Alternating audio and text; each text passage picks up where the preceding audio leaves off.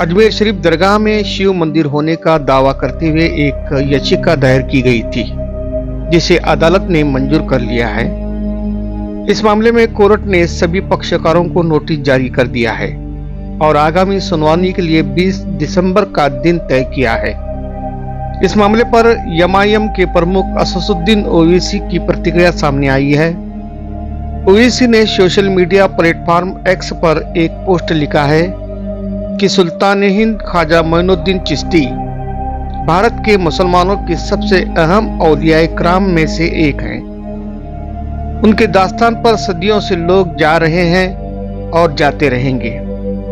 कई राजा महाराजा शहंशाह आए और चले गए, लेकिन ख्वाजा अजमेरी का दास्तान आज भी आबाद है। राजस्थान के ऐतिहासिक अजमेर शरीफ दरगाह को लेकर विवाद गहराता चला जा रहा है। ये विवाद तब उमड़ा जब एक अदालत ने हिंदू सेना के इस दावे को स्वीकार कर दिया है कि दरगाह मूल रूप से भगवान शिव का मंदिर था।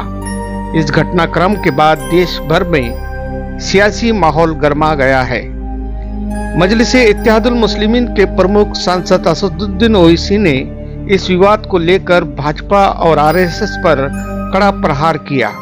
उन्होंने दरगाह की 800 साल पुरानी ऐतिहासिक महत्व और इसे पूर्व प्रधानमंत्री पंडित जवाहरलाल नेहरू से लेकर नरेंद्र मोदी तक की सरकारों द्वारा मान्यता दिए जाने की बात को उजागर किया है। ओवैसी ने कहा है कि पूजा स्थल की अधिनियम 1991 की निचली अदालतों द्वारा लगातार अनदेखी भारत के कानून और लोकतंत्र के लिए खतरा है। भाजपा और आरएसएस इस तरह के मुद्दे के जरिए देश की एकता और कानून के शासन को कमजोर कर रहे हैं। अजमेर शरीफ दरगाह विवाद में एक बार फिर भारत के धार्मिक स्थलों और उनकी पहचान के मुद्दे को लेकर केंद्र में ला दिया है।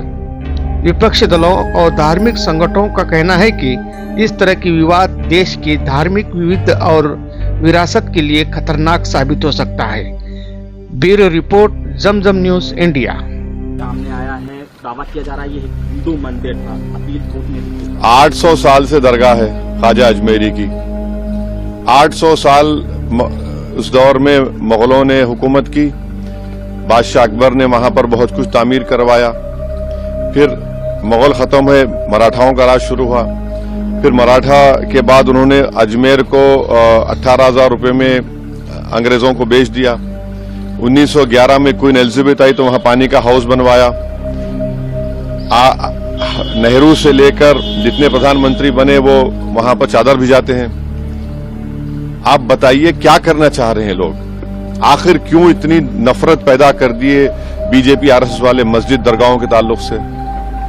प्रधानमंत्री नरेंद्र मोदी खुद चादर भिजाते हैं। अब बताइए उस पर क्या बोलेंगे वो?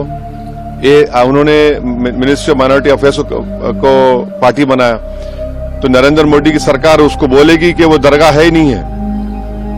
प्लेसेस ऑफ वर्शिप एक्ट तो इस्तेमाल ही नहीं हो रहा। लोअर कोर्ट आखिर प्लेसेस ऑफ वर्शिप एक्ट को क्यों नहीं सुन रही है? आप हर जगह पर जाकर बोलेंगे नहीं यहाँ पर मस्जिद नहीं थी, यहाँ पर दरगाह नहीं थी, यहाँ पर कुछ और था, तो फिर कल कोई मुसलमान जाकर कोई बोल दे जाकर के नहीं यहाँ पर ये नहीं था, यहाँ पर वो था। कहाँ रुकेगा फिर ये? रूल ऑफ लॉ कहाँ जाएगा? डेमोक्रेसी कहाँ जाएगी? लॉ एंड ऑर्डर कहाँ जाएगा? हमने देख लिया संभल में 5 लोगों ने अपनी जान गंवा दी। इतना बड़ा गड़बड़ हो गई, वहां पर वायलेंस हो गया। तो ये तो देश के हित में नहीं है। जो सियासत नरेंद्र मोदी और आरएसएस कर रही है उससे देश कमजोर हो रहा है, उससे भाईचारगी कमजोर हो रही है, रूल ऑफ लॉ कमजोर हो रहा है। अब तो इनको जवाब देना पड़ेगा।